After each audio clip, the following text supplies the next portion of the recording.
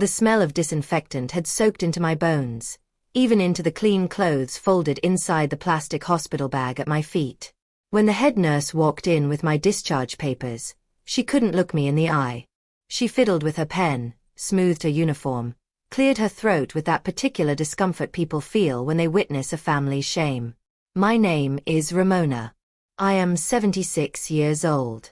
And on that afternoon, as the late sun cut through the hospital window at a cruel angle, I felt every one of those years press down on me. Not because my body was failing, but because my soul had cracked clean in two. 5 pieces. One for each child who never walked through that door. Dona Ramona, the nurse said softly, like she was afraid she might shatter me. Everything is ready. The doctor signed your release. Should we call one of your children to come pick you up? The silence that followed her question was thick, almost solid. I was sitting on the edge of the bed, struggling to buckle my orthopedic shoes. My right hand trembling slightly, a gift from the stroke that had knocked me off my feet 40 days ago.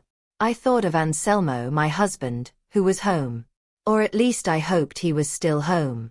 His mind had been gone for 3 years, swallowed by Alzheimer's, leaving behind a body that no longer recognized the woman who had shared 50 years with it.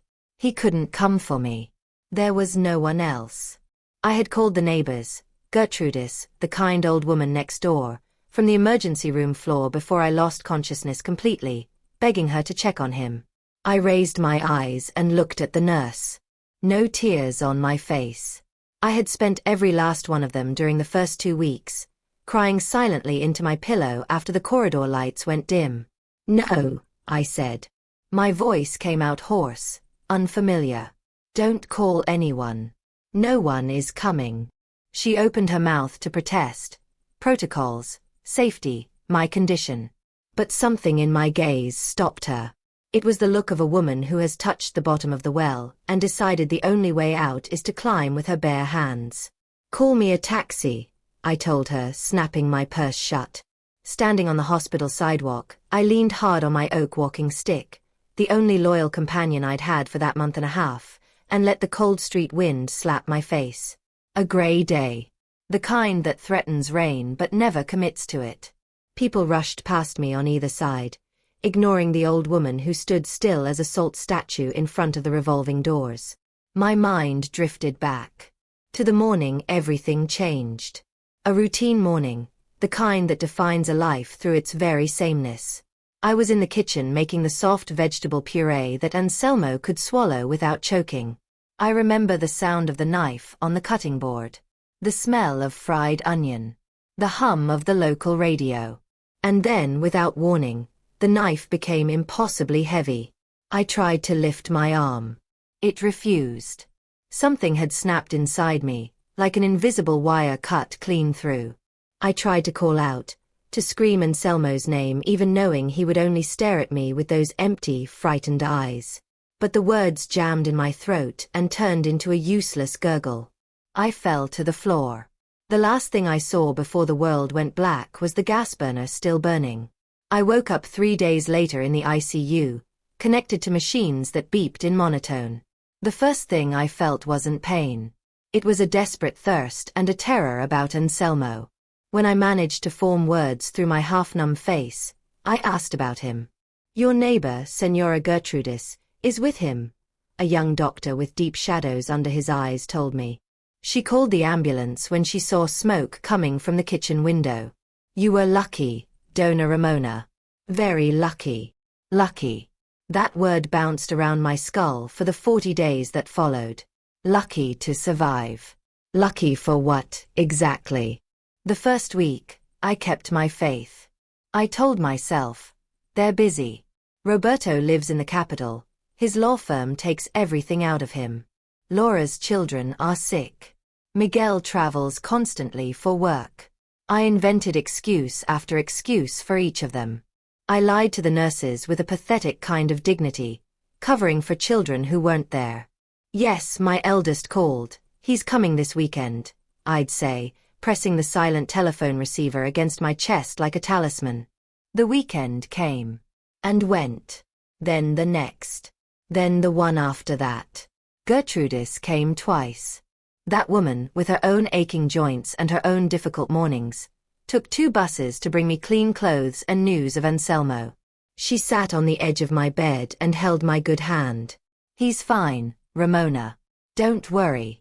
I told him you went to buy yarn at the market. He's calm."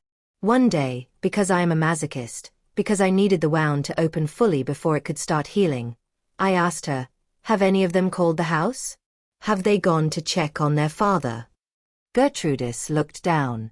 The shame on her face was not hers to carry. "Carlos called," she said carefully. "Asked if you were back yet. Said he needed some papers from the beach house. When I told him you were still in bad shape, he said." She paused. "He said what bad luck, hope you recover soon, that he was very busy with his divorce." A glacier settled in my stomach. Bad luck.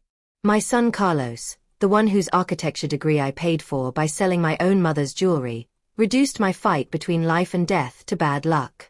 And the others. Silence. Pure, deafening silence. Not a call, not a visit, not a single message asking if I needed anything. For 40 days and 40 nights, I lay in bed 304 of the General Hospital listening to the sounds of other people's families. Laughter, crying, the rustle of someone saying, "I brought you soup, Grandma." And I was alone, with a husband whose mind had already left me and 5 healthy, successful, thriving children living their lives as if I were already a ghost. That was when the bandage finally fell from my eyes. Not the bandage over a wound, but the thick, comfortable blindfold of unconditional maternal love. The one we mothers tie around our own eyes so we don't have to see that we've raised crows. The yellow taxi pulled up and snapped me back to the present.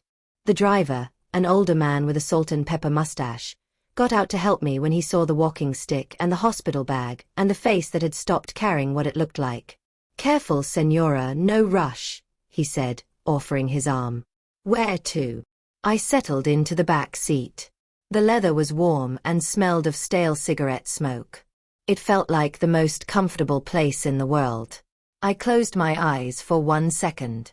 My body screamed for my own bed, for the silence of my own room, for the reassurance of hearing Anselmo still breathing in the next room. Logic said, "Go home. Cry a little more. Call your children and beg for scraps of attention." But that Ramona, the begging one, had died in hospital bed 304. I opened my eyes and found the driver in the rearview mirror. My eyes, once warm and honey-colored, must have looked like 2 chips of flint. "No," I said firmly. "I'm not going home yet. Take me downtown. To the office of Licenciado Perez, the notary." The driver stared. "The notary, Senora? It's almost 5 in the afternoon. And you? Well, you look like you just came out of a battle." "I came out of a war," I corrected, smoothing my skirt. "And now I'm going to sign the peace treaty. On my terms. Drive, please." 20 minutes. That's how long the ride lasted. 20 minutes watching the city slide past the window like a film from someone else's life. I saw the parks where I used to take my grandchildren. On the rare occasions my children deigned to bring them so they could have a break. I saw the restaurants where we celebrated birthdays, the ones where I always ended up paying the bill because, "Mom, you have Dad's pension and yours, and we're so tight right now." Tight. Roberto, who changed his car every year. Lucia, who vacationed in Europe. Esteban, who had just bought an apartment for his mistress. And there I was, cutting corners at the butcher's so nothing would be missing when they came to raid my pantry on Sunday afternoons. The anger, which at first had blazed hot and bright, had cooled into something far more dangerous. A block of sharpened ice lodged behind my ribs. It didn't hurt anymore. It cut. I paid the taxi driver with careful fingers, my movements slower, but deliberate, and climbed the 3 stone steps of the notary's office leaning on the handrail. Every step was a reminder of my physical fragility. And every step was a reminder of my mental strength. The secretary, a young woman who knew me from when I'd come years ago to handle the sale of a plot of land, looked up and blinked. "Dona Ramona. What a surprise. It's been so long. Are you here to see the licenciado?" I'm here to revoke a will, Mariana, I said without preamble, moving slowly toward the waiting chair. And to draft a new one. Urgent. But do you have an appointment? The licenciado is with a client. Tell him it's Ramona, Anselmo's wife. Tell him I've come back from the dead, and I'm in a hurry. Mariana must have seen something in my face. Perhaps the shadow of death that was still trailing me. Perhaps the contained fury of a matriarch who had been betrayed. She nodded quickly and picked up the phone. While I waited, I looked at my hands. Hands that had washed cloth diapers, cooked mountains of food, dressed scraped knees and cooled feverish foreheads. Hands that had cared for a husband who no longer knew my name. And those hands, trembling now, spotted with age, were about to write the final chapter of my own story. This is not revenge, I kept telling myself. Not revenge. Justice. For 40 days, my children had the chance to be children. I didn't ask them for money. I didn't ask them to care for me around the clock. I asked only for presence. A phone call. A hand holding mine while fear devoured me. But they chose absence.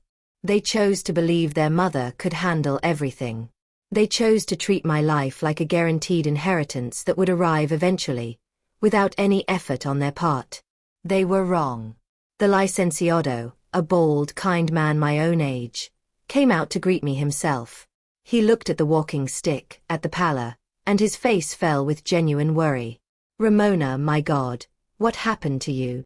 I stood with effort, ignoring the stabbing pain in my left leg, and shook his hand with what strength I had left.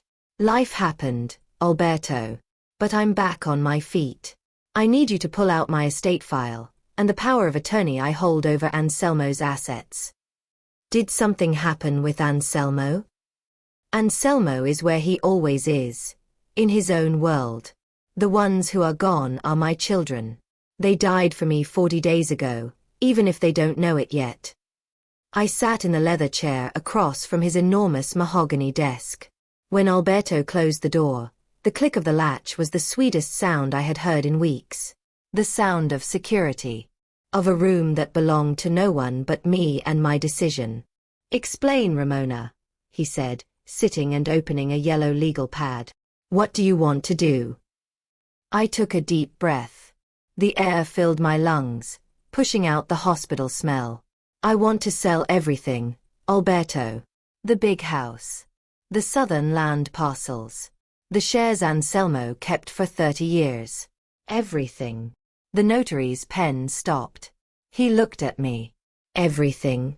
But Ramona, that is a lifetime of accumulated. It is the heritage of my life and Anselmo's.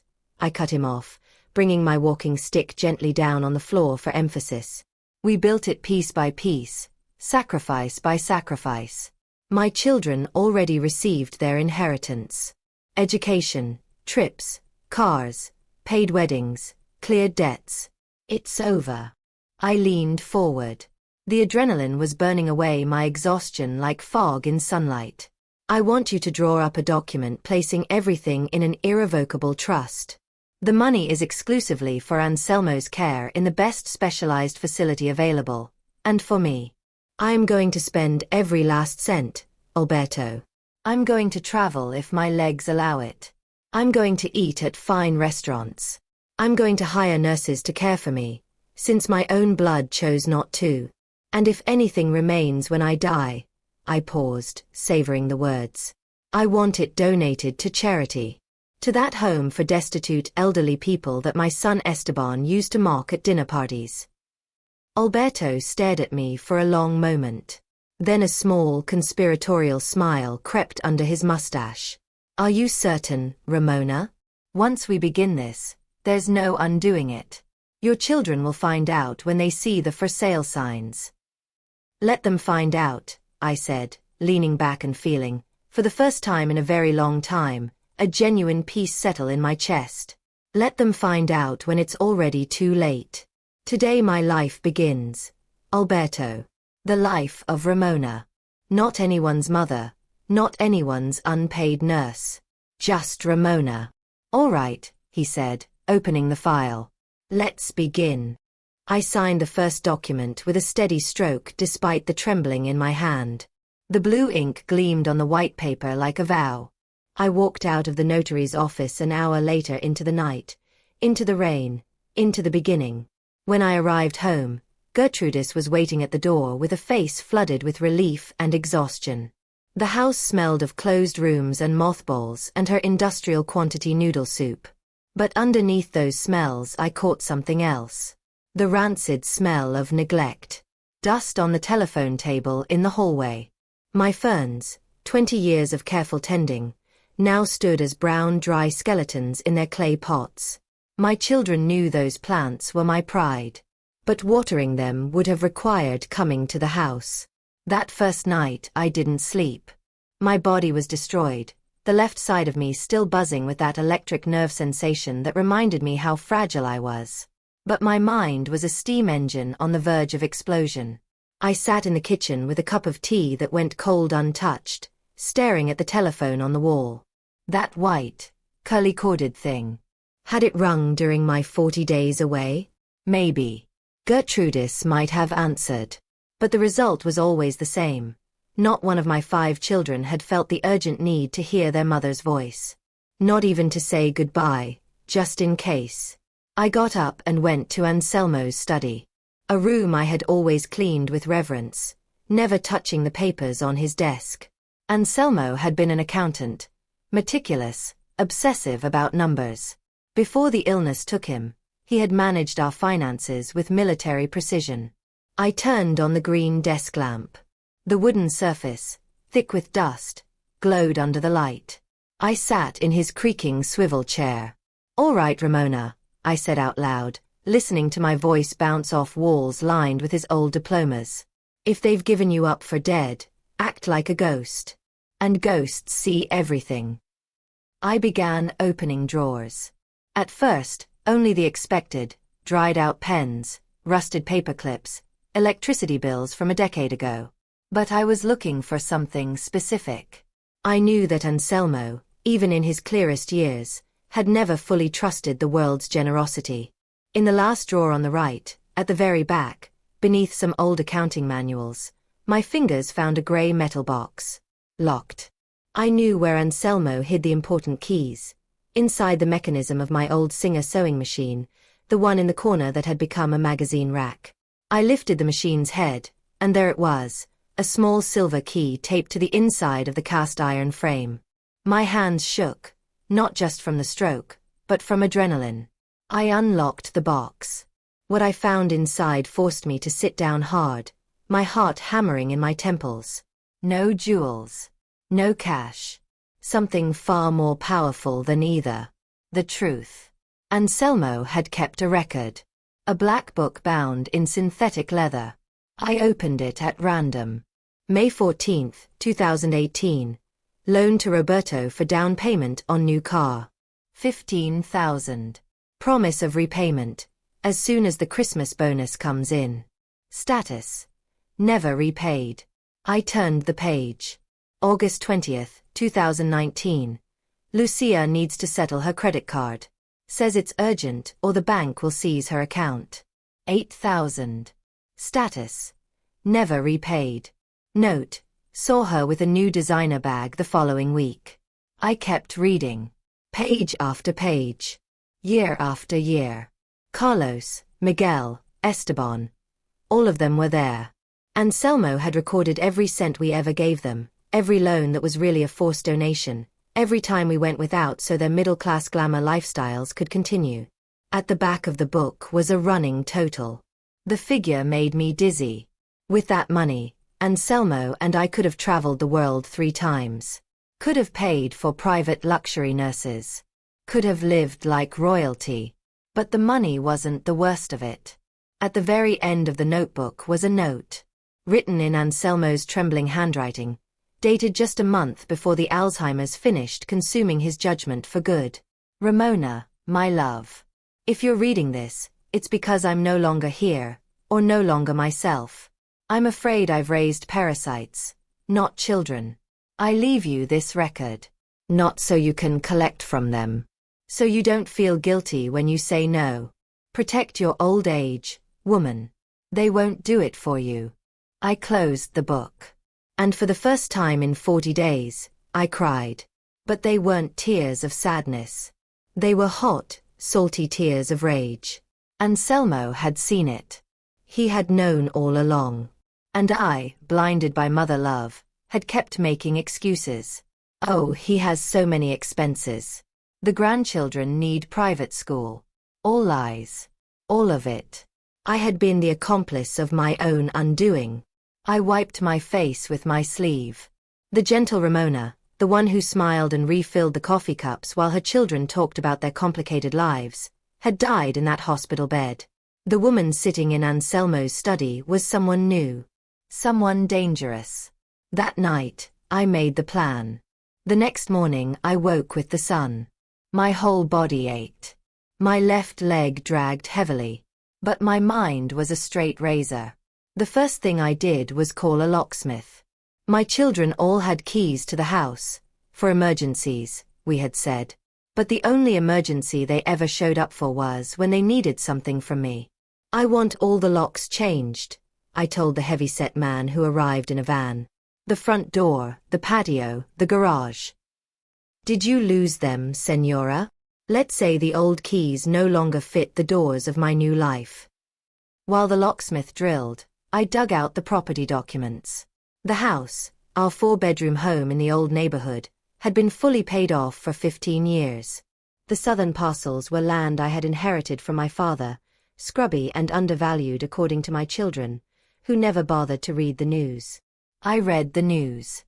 I knew that a developer had been buying up land in that area for months. Those parcels weren't a burden. They were my passport to freedom. Around midday, the telephone rang. I stood frozen in front of it, counting the rings. 1, 2, 3, 4. The answering machine clicked on in Anselmo's old voice. You've reached the Vargas family home. Please leave a message. Mom, it's Esteban. The voice of my youngest son came through flat and rushed. I called the hospital and they said you were gone.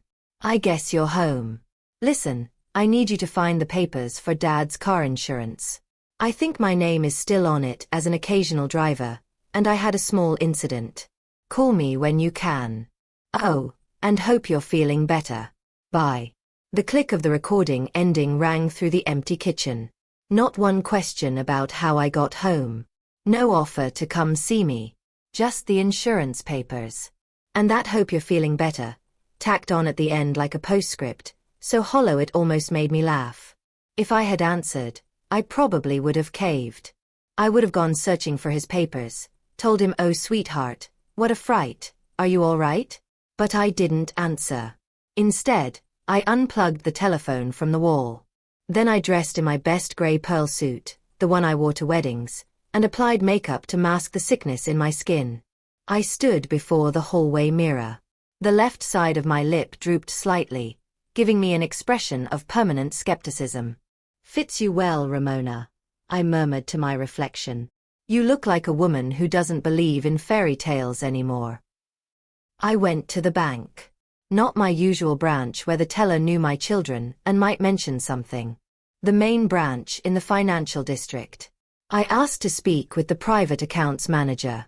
When I set Anselmo's black book on his glass desk alongside the power of attorney documents the notary had drafted the night before, the manager looked at me with curiosity. Senora Vargas, these powers are very broad. They give you complete control over the joint assets, including the ability to dissolve previous family trusts. Exactly, I said, resting my hands on the handle of my walking stick. I want to freeze all joint accounts held with my children. I want to revoke their co-signing authorizations. And I want to empty safety deposit box 405. Today. The man blinked. That will cause their bank cards to be declined the next time they try to use them. It could be embarrassing for them. I smiled. A small, cold smile. That's the idea, young man. That's exactly the idea. I left the bank 2 hours later with a cashier's check for a considerable amount and a lightness in my step that I hadn't felt in decades. I walked to an electronics store and bought a modern smartphone. Want me to show you how to use it, Grandma? Asked the young sales assistant with neck tattoos. I'm not your grandmother, I said, then softened my tone. But yes. Show me. Specifically, show me how to block numbers. That's the only feature I need right now. That afternoon, sitting on my porch with the new locks gleaming on every door and the landline dead on the floor, I organized my assets methodically. I had the deeds. I had control of the money. I had Anselmo's ledger for moral justification. And I had called a luxury real estate agency that specialized in fast sales to foreign investors. I knew what was coming. Sooner or later, when the bank cards stopped working, when they needed a cosigner, when they went to sell the beach house and found it was no longer in their names, they would come. Like a confused pack of wolves who'd lost the scent of their prey. But I was no longer the prey. The bait was set on a Sunday. Lucia had called my new mobile, confused about her blocked card, and I had invited them all to dinner with the sweetest voice I could muster, promising their favorite stew. Come Sunday, all of you. We haven't all been together in so long. I cooked for hours. Precision cuts of meat, onions reduced until golden, a deep wine-dark broth that filled the house with an aroma of warmth and home. But I wasn't cooking to feed them. I was cooking to say goodbye. Every ingredient I added was a memory I was burying. A bay leaf for the nights I sat up with Roberto through his hepatitis, a pinch of cumin for the carnival costumes I sewed by hand for Lucia, a splash of red wine for the gambling debts I paid for Esteban without telling Anselmo. I was cooking myself free. They arrived one by one. Roberto first, my firstborn, the successful lawyer, walking in already on his phone, giving me a kiss that landed somewhere near my cheek while he argued with some client about a judge being an idiot. He threw himself on the sofa without looking at me, without noticing that I was standing there, leaning on my stick, watching him. Then Lucia and Carlos with their spouses and my grandchildren. The children ran screaming through the hallway, and for a moment my grandmother's heart almost softened. But then I saw my daughter-in-law, Carlos's wife, running her eyes over the old curtains and whispering something in her husband's ear. He nodded with a grimace. They were already calculating. Already pricing the rooms. Last came Esteban, my youngest and most spoiled, who shouted, "Old lady!" from the front door and said he'd thought with my stroke I wouldn't be able to fry an egg anymore. We sat at the table. Anselmo was at the head, clean and combed thanks to the private nurse I had hired that morning and then given the day off. I didn't want witnesses. He stared at the tablecloth with empty eyes, deep in his labyrinth. "Dad looks worse, doesn't he?" said Roberto, pouring his wine without asking. "He looks like a piece of furniture."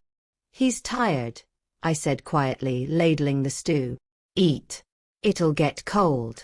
The meal unfolded in a symphony of clinking cutlery and my children's self-absorbed conversations. Their careers, their trips, their very serious problems with housekeepers or car payments. I ate in silence, watching them. It was fascinating and horrifying. For years I had interpreted their selfishness as distraction. They're young, they're busy. But now with the blindfold gone, I saw the raw texture of their narcissism. Not one of them asked how I was doing.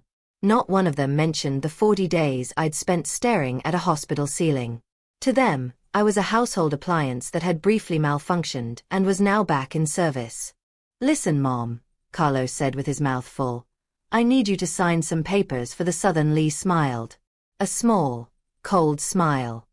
"That's the idea, young man. That's exactly the idea." I left the bank 2 hours later with a cashier's check for a considerable amount and a lightness in my step that I hadn't felt in decades. I walked to an electronics store and bought a modern smartphone. "Want me to show you how to use it, Grandma?" asked the young sales assistant with neck tattoos. "I'm not your grandmother," I said, then softened my tone. "But yes. Show me. Specifically, show me how to block numbers. That's the only feature I need right now." That afternoon, sitting on my porch with the new locks gleaming on every door and the landline dead on the floor, I organized my assets methodically. I had the deeds. I had control of the money. I had Anselmo's ledger for moral justification. And I had called a luxury real estate agency that specialized in fast sales to foreign investors. I knew what was coming. Sooner or later, when the bank cards stopped working, when they needed a co-signer, when they went to sell the beach house and found it was no longer in their names, they would come. Like a confused pack of wolves who'd lost the scent of their prey. But I was no longer the prey. The bait was set on a Sunday. Lucia had called my new mobile, confused about her blocked card, and I had invited them all to dinner with the sweetest voice I could muster, promising their favorite stew. Come Sunday, all of you. We haven't all been together in so long. I cooked for hours. Precision cuts of meat, onions reduced until golden, a deep wine-dark broth that filled the house with an aroma of warmth and home. But I wasn't cooking to feed them. I was cooking to say goodbye. Every ingredient I added was a memory I was burying. A bay leaf for the nights I sat up with Roberto through his hepatitis, a pinch of cumin for the carnival costumes I sewed by hand for Lucia, a splash of red wine for the gambling debts I paid for Esteban without telling Anselmo. I was cooking myself free. They arrived one by one. Roberto first, my firstborn, the successful lawyer, walking in already on his phone, giving me a kiss that landed somewhere near my cheek while he argued with some client about a judge being an idiot. He threw himself on the sofa without looking at me, without noticing that I was standing there, leaning on my stick, watching him. Then Lucia and Carlos with their spouses and my grandchildren. The children ran screaming through the hallway, and for a moment my grandmother's heart almost softened. But then I saw my daughter-in-law, Carlos's wife, running her eyes over the old curtains and whispering something in her husband's ear. He nodded with a grimace. They were already calculating. Already pricing the rooms. Last came Esteban, my youngest and most spoiled, who shouted, "Old lady!" from the front door and said he'd thought with my stroke I wouldn't be able to fry an egg anymore. We sat at the table. Anselmo was at the head, clean and combed thanks to the private nurse I had hired that morning and then given the day off. I didn't want witnesses. He stared at the tablecloth with empty eyes, deep in his labyrinth. "Dad looks worse, doesn't he?" said Roberto, pouring his wine without asking. "He looks like a piece of furniture." "He's tired," I said quietly, ladling the stew. "Eat. It'll get cold." The meal unfolded in a symphony of clinking cutlery and my children's self-absorbed conversations. Their careers, their trips, their very serious problems with housekeepers or car payments. I ate in silence, watching them. It was fascinating and horrifying. For years I had interpreted their selfishness as distraction. They're young, they're busy. But now with the blindfold gone, I saw the raw texture of their narcissism. Not one of them asked how I was doing. Not one of them mentioned the 40 days I'd spent staring at a hospital ceiling. To them, I was a household appliance that had briefly malfunctioned and was now back in service. And parcels. There's an interested buyer. We can't let this opportunity pass. The money would help everyone, you know, fix up the house, get you a nurse, all that. I gripped my fork until my knuckles turned white. The audacity was breathtaking. They wanted to sell my father's land to pay for a nurse, when I had spent years caring for their father alone and without a cent of help from any of them. "And the cards, Mom," added Lucia, dabbing the corner of her mouth. "You need to go to the bank first thing tomorrow and sign whatever is needed to unblock them. I can't be without liquidity. The kids have summer camp. And I need a co-signer for the office credit line," Roberto added. "Dad always signed without reading. You should do the same. It's just paperwork." I looked at Anselmo. He was in his world, oblivious to the vultures picking at his legacy. Then he did something that cut through the room. He let out a childlike giggle and pointed at Esteban. "The boy broke the vase," he murmured. Everyone went quiet for a moment, then released a collective chuckle of condescension. "He's completely lost it," said Esteban, laughing. "Poor old man. Hey Mom, seriously, we should start looking at a care home for him. This isn't a life for you. And frankly, the house smells like old age." That was the moment. A cold heat, if such a thing exists, rose from my feet to my throat. The house smells like old age. This house that gave them shelter. This father who gave them life. I stood slowly. The pain in my leg was sharp, but it helped me focus. Would anyone like dessert? I asked in a sweet voice. Did you make flan, Mom? Asked Carlos. No. Today I have something better. I went to the kitchen. My footsteps echoed in the hallway. I opened the drawer where I had stored the blue folder the notary had given me on Friday. Inside were copies of the power revocation, the house sale notification, and, most importantly, the new will. I also picked up Anselmo's black ledger. I walked back to the dining room with the folder and the book pressed against my chest. Something changed in the atmosphere when they saw my face. Perhaps it was that the mask of submission was finally gone. I sat down. I set the black book on the table without a word, pushing aside the serving dish with a deliberate thud. Roberto set down his wine glass. What's that? This, my children, is your father's memory, I said, stroking the cover. Every cent you borrowed and swore to repay. Every emergency, every impulse, every lie. Lucia went pale. Esteban let out a nervous laugh. Mom, please, don't drag up old debts. We're family. Exactly, I said, and my voice came out hard as forged steel. We're family. That's why I invited you today. Because family tells each other the truth to their faces. I opened the blue folder and produced 5 sealed white envelopes. I had written each of their names in my best handwriting. I slid them across the table like a dealer distributing the final hand of a poker game. What is this?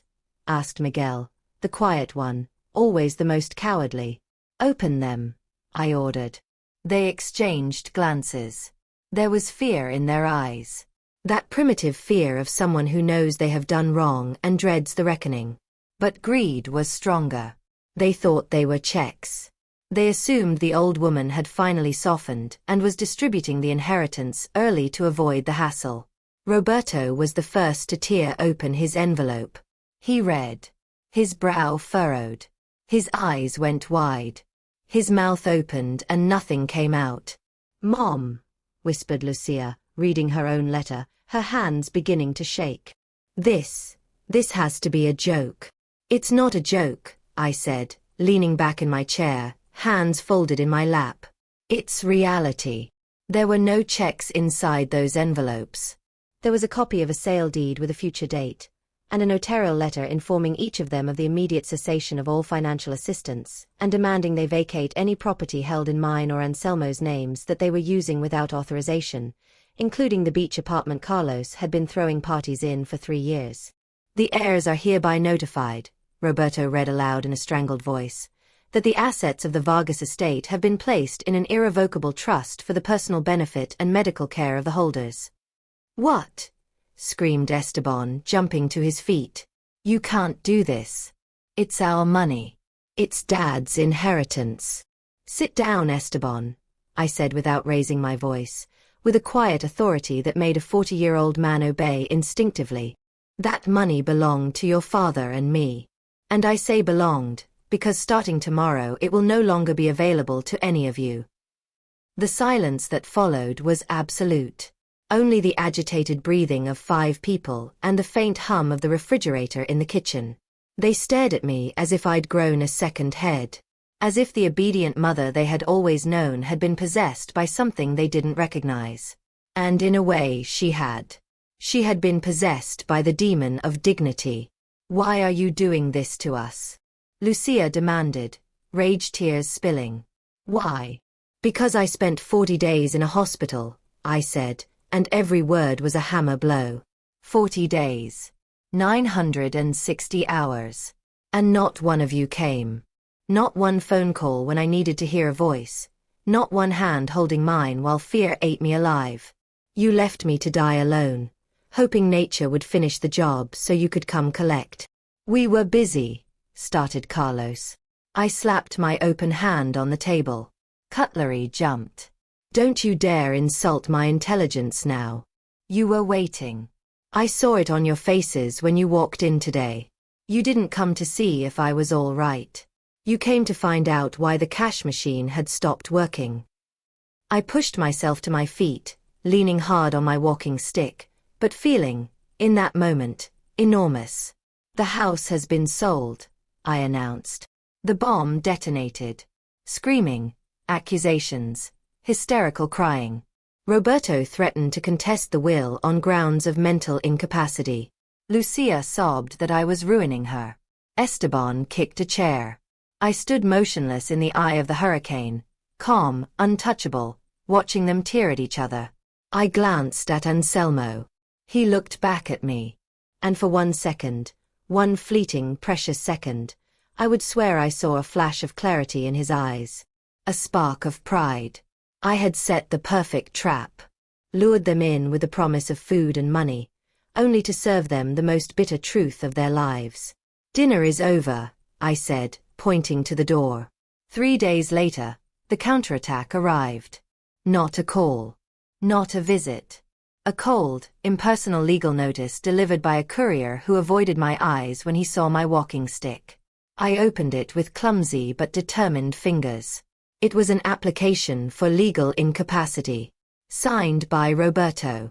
They were claiming the stroke had impaired my mental faculties. That I was being subjected to outside influence. That my recent decisions, selling the assets, blocking the accounts, were the product of galloping senile dementia. They were requesting immediate legal guardianship over me and over Anselmo's estate. A deep nausea rose in me. A taste of bile. Not fear. Disgust. My firstborn, the child I had taught to read, was prepared to have me declared insane in front of a judge in order to get his hands back on the checkbook. So they want a war, I murmured, putting the paper down on the kitchen table, right next to Anselmo's black book. They'll get a nuclear one. I called Alberto. I already know, he said before I could speak. Roberto moved fast. He's called a pre-lawsuit conciliation session at my office for tomorrow at 10. He's bringing a forensic psychiatrist. They want to corner you into signing the reversal of the powers under the threat of being committed to a psychiatric facility. Let them come, I said, feeling blood that had been thick and slow suddenly rush through me like a river in flood. Prepare the conference room, Alberto. And make sure there's coffee. They're going to need it for what I have waiting for them. I dressed the next morning with ceremony. A simple navy blue dress in heavy fabric. Anselmo's pearl necklace from our 20th anniversary. And deliberately, I left my wrinkles bare. No powder, no foundation. I wanted them to see every line, every year, every sacrifice carved into my skin. I arrived 15 minutes early. Alberto greeted me with a brief, tense hug. Are you sure about this, Ramona? If they manage to convince a judge you're not competent, they could freeze the trust. Nobody is freezing anything, Alberto. Today the Vargas dynasty ends. At 10 o'clock, the door opened. They entered like a pack of hungry but well-dressed wolves.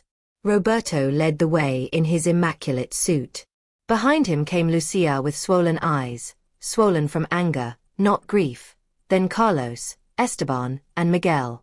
Bringing up the rear was a small man with round glasses and a scrutinizing gaze who I correctly identified as the psychiatrist. They sat across the long mahogany table. I sat at the head, alone. My walking stick propped against the chair and Anselmo's black book in front of me.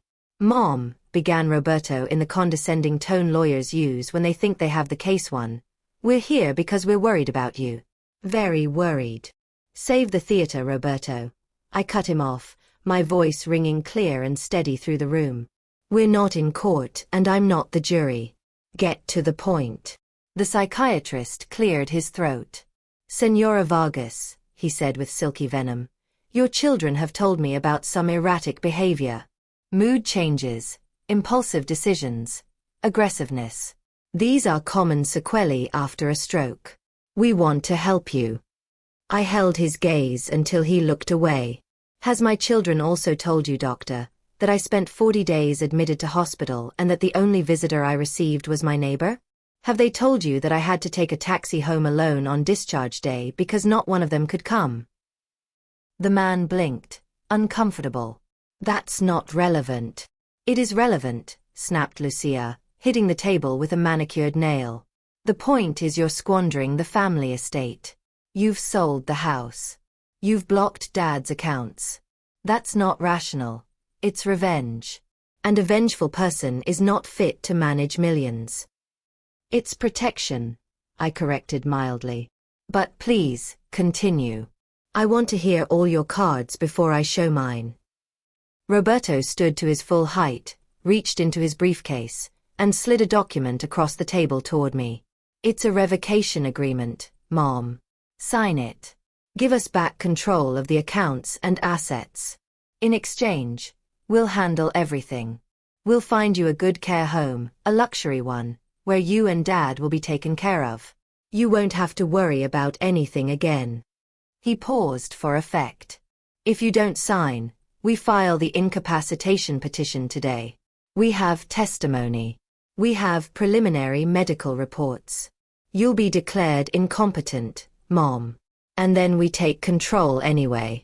But you'll spend your final years under state supervision, or in a sanitarium. Don't make us do this. I looked at the paper. The letters swam slightly in my tired eyes, but the message was perfectly clear. Unconditional surrender. They wanted the meek sheep back so they could keep shearing her. I looked at each of my 5 children in turn. Esteban checking his watch, bored. Carlos with his phone under the table. Miguel biting his nails. Lucia watching me with pure, undiluted hatred. Roberto looking at me with the coldness of a stranger. In that moment, the last thread of doubt snapped. These were not my children. These were strangers who shared my last name. Are you finished? I asked with a calm that visibly unsettled them. Sign, Mom, Roberto said, pushing a pen toward me. I picked up the pen. I held it for a moment. Then, with a slow and deliberate movement, I let it fall to the floor. The dry crack of plastic on wood was like a gunshot. Alberto, I said, without taking my eyes off Roberto. Please bring in Dr. Arriaga. The side door opened, and in walked Dr. Arriaga, head of neurology at the hospital where I had been a patient. A name recognized across the entire city. My children went rigid. Roberto went white. Good morning, the doctor said in a baritone, taking a seat beside me. I'm here at Dona Ramona's request to certify her mental state. But we have our own specialist, Roberto stammered. Your specialist has not examined the patient, Dr. Arriaga replied with serene contempt. I treated her for 40 days and performed a complete cognitive evaluation this very morning, in front of 2 witnesses. He produced a sealed report and placed it on the table. Dona Ramona Vargas is in full possession of her mental faculties. Her reasoning is lucid, her memory intact, her judgment superior to that of several people in this room. Any attempt to incapacitate her will be dismissed by any competent judge, and I will personally testify against you all for attempted procedural fraud and elder abuse. The silence changed texture. It went from electric to something much quieter. Sepulchral. Roberto crumpled into his chair as if his tendons had been cut. The incapacitation threat had evaporated. They had played their one trump card and I had burned it. Now, I said, taking absolute command of the room, let's talk business. I opened the black book. The sound of the leather cover was like a coffin lid. You speak of family estate, I began, turning the pages with my arthritic but steady fingers. You speak of inheritance. But you've forgotten a basic lesson in accounting. Before counting profit, you must cover the debts. I read. Roberto Vargas, loan for law firm deposit in 2010, 40,000. Never repaid. Further investment loan in 2015, 25,000. Never repaid. Accrued interest at the legal rate. I calculated quickly in my head.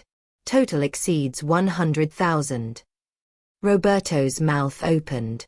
No sound came out. Lucia Vargas, I continued without pausing. Emergency mortgage payment in 2012, 30,000. European vacations charged to your father's business card, 11,000. Jewelry, private school, clothing. Total debt principal, 80,000. I continued with Carlos. Then Esteban. Then Miguel.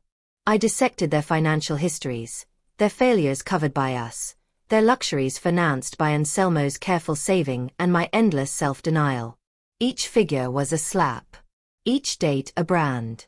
When I finished, I closed the book. The total they have extracted from their parents exceeds by far what they would receive in any legitimate inheritance, I said, looking at them one by one. You already collected your inheritance. You spent it on cars, apartments, appearances. You ate it alive. Those were gifts, not contracts, Roberto tried, his voice broken. They have no legal weight. No, I agreed. They are not legal contracts. But they are the moral truth. And now, the legal truth as well. Alberto stepped forward and handed each of them a copy of the final deed signed the previous morning. The house was sold this morning, Alberto announced with professional calm. The proceeds, along with the liquidation of the remaining investments, have been transferred in full to an irrevocable management trust. Who is the beneficiary? Asked Esteban, desperate. The sole beneficiaries are Ramona Vargas and Anselmo Vargas, said Alberto.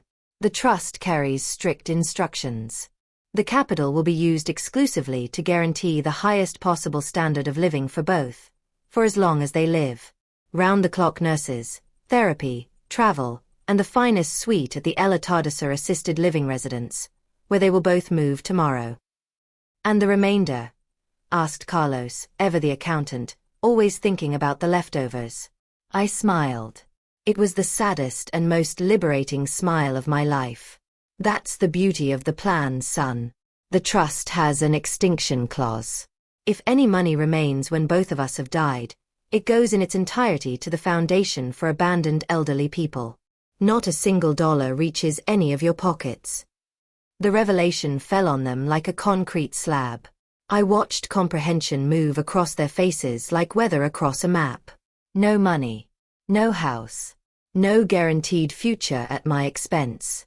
The safety net they had taken for granted their entire lives was gone. You can't do this to us, sobbed Lucia, finally breaking. Mom, I have debts. I was counting on the land sale to cover my mortgage. They're going to repossess everything. I stood, leaning hard on my walking stick, but feeling my soul absolutely upright. Then you'll have to work, my dear. Like your father and I did. Like decent people do. I walked toward the door. Dr. Arriaga offered his arm. I declined it graciously. I needed to leave that room on my own feet. Mom, wait, said Roberto, standing and blocking my path. He had tears in his eyes, but I could no longer tell if they were regret or panic. What are we to you now? Are we still your children? I stopped. I looked at him. I saw a 50-year-old man, hollow with selfishness, and I searched his eyes for the boy I once cradled in my arms. That boy was long gone, consumed by ambition and comfort. You are adults, I told him quietly, but without warmth. And I am a woman who just reclaimed her life. I spent 40 days waiting for you to be my children. Now you'll have the rest of your lives to learn how to be decent human beings. But that lesson is yours to learn, not mine to teach. But who will look after you if something happens? He asked, desperate. Who will care for you? I almost laughed. A short, dry sound. I have money, Roberto. And I've learned, at great cost, that in this world money buys better care than ungrateful blood. I turned to Alberto. Finish the paperwork. I don't want to see any of them again until they learn what respect means. If they ever do. I walked out of the notary's office. At the threshold, I left behind the muffled screaming, the hysterical crying, the blame flying between siblings. They would devour each other now, as they always had. But I would not be there to mediate, to smooth things over, to absorb the damage. I stepped into the street. The sun had finally broken through the clouds, gleaming off the wet asphalt. I breathed the polluted city air and it tasted like freedom. Like a first breath after nearly drowning. A black car waited at the curb, not a taxi, but the private transport service I had hired to take me home, collect Anselmo, and bring us to our new destination. The driver, a young man in uniform, opened the door. "Where to, Senora Vargas?" I settled into the smooth leather seat and felt, for the first time in years, that the future was not a wait but a horizon. "Home first, son. To pick up my husband. Then we're going on holiday." Our suite at El Atardecer would have made Lucia's Instagram accounts cry with envy. 2 spacious rooms. A sitting room with floor-to-ceiling windows looking onto a garden of hydrangeas. And most importantly, a red button beside the bed that, when pressed, brought immediate, cheerful help. Not sighs. Not complaints. That first night, Anselmo slept in a proper adjustable bed, fresh Egyptian cotton sheets, recently bathed by a large and gentle nurse named Jorge who handled him with a delicacy my children never knew how to show. I sat on the balcony wrapped in a silk robe I had bought myself that same afternoon. The night silence wasn't the terrifying silence of my empty house. It was a silence of peace, broken only by crickets and the distant murmur of a fountain. I poured myself a glass of an expensive red wine. I drank it slowly. And for the first time in 40 years, I did not think about what I would cook tomorrow, or whether the money would stretch to the electricity bill, or whether Roberto might call to ask for a co-signature. I slept 9 uninterrupted hours. No pills. No nightmares. Alberto visited on Friday afternoons, bringing almond pastries and precise reports on the aftermath. Roberto's law firm had collapsed. Without my backing and with his hidden debts, the bank had called in the guarantees. He was now working as a junior associate at a second-rate office, earning just enough for a small apartment. His wife had left him. She said she hadn't married to live in poverty. Lucia had sold her car and pulled the children from their private school. There had apparently been a scandal at the country club when her card was declined at a charity dinner. She was now selling homemade cakes online, the same woman who used to say that kitchens were for servants. Carlos and Esteban were sharing a flat on the outskirts, arguing constantly, blaming each other for not having taken better care of me in time to secure the inheritance. I listened to all of this with an attention that was almost clinical, detached from pain. The invasion attempt came a month after my arrival. I was pruning rose bushes in the garden when I heard a commotion at the security gate. A noisy old car was stopped at the barrier. I recognized the figure gesturing frantically at the guard. Esteban. I stood still, pruning shears in hand, watching from behind the safety of the fence and my new life. The guard, tall and professional, didn't budge. Esteban pointed inside, shouted things that the wind carried away. He grabbed the gate bars. "Mom.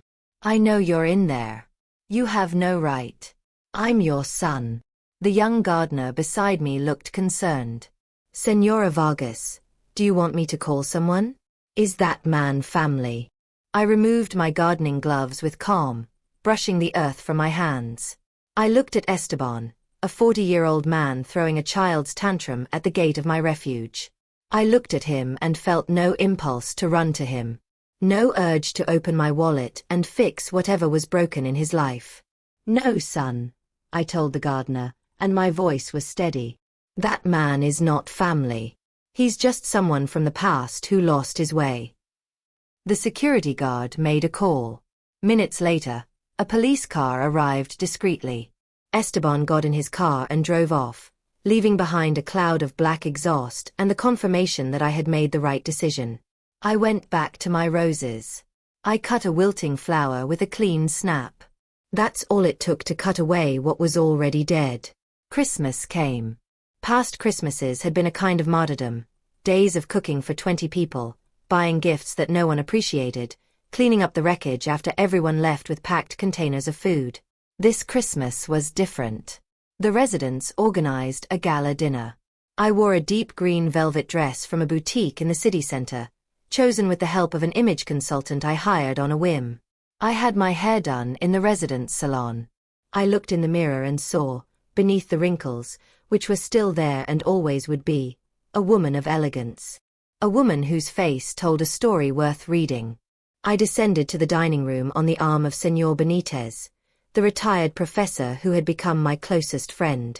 There was live piano music, candles and fresh flowers on every table. We ate lobster and drank champagne. Midway through the meal, a waiter approached with a silver tray. 5 letters on it. They arrived by mail this morning, Señora. The director thought you would want them. I recognized the handwriting immediately. 1 from each of them. Full, I knew, of strategic apologies, photographs of grandchildren deployed as emotional ammunition, veiled requests for money. Christmas softens hearts, or so they hoped. Señor Benitez looked at me. Bad news, Ramona? I picked up the envelopes. I could open them. I could let the words in and allow even a drop of poison back into my bloodstream. I could feel sorry for their lean Christmas compared to my abundance. But then I remembered Ward 304. I remembered the word nobody falling from the nurse's lips. I remembered that I owed them nothing. They had received 40 years of unconditional love and thrown it away.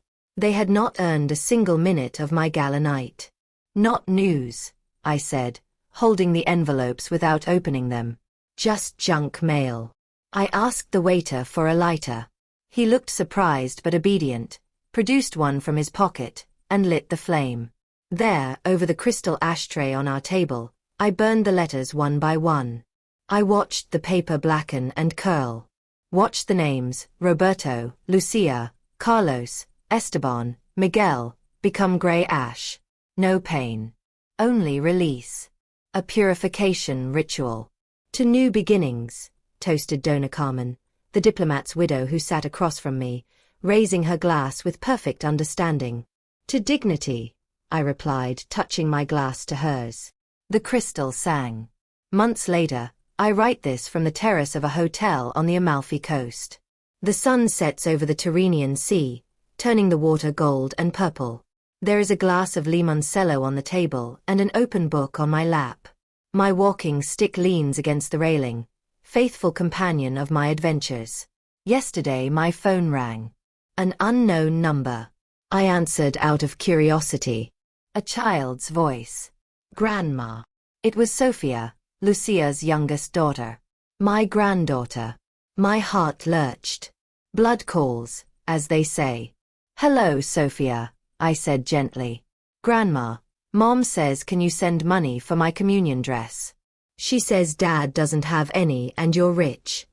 The silence that followed was heavy. There it was. Not love. Not missing me. A mother teaching her daughter to make the same call the mother had always made. The chain of dependency trying to hook itself to me once more. Using an innocent child as a collection tool. I felt an infinite sadness, not for myself, but for that little girl who was growing up learning that love has a price and family is a bank. Put your mother on, Sophia, I said. I heard shuffling. Then Lucia's strained breathing. Lucia, I said, looking at the infinite sea. Don't ever use your daughter to beg again. If Sophia wants a dress, sew it yourself, like I sewed yours. If she wants a celebration, bake her a cake, like I baked yours. Teach her to stand on her own feet, or she'll end up as empty and alone as you. But Mom, she's your granddaughter. My grandchildren are those who come to see me without wanting anything in return. So far I don't know any of those. Goodbye, Lucia. Don't call again. I hung up. Blocked the number. Turned off the phone. I looked at the horizon. A seagull flew alone against the wind, strong, certain of its direction. I saw myself in it. My children believed they were punishing me with their absence in that hospital. But they gave me the greatest gift of my existence. They forced me to make myself the priority. They taught me that a mother's love must not be a slow suicide, and that old age is not a time for leftovers. It is the main banquet. I drained the last of my glass. Tomorrow I go to Pompeii. I want to see the ruins that survived the volcano. I am a survivor too. A structure that stayed standing when the lava of betrayal covered everything. They say blood is thicker than water. But I learned, at 77 years old, that dignity is thicker than blood.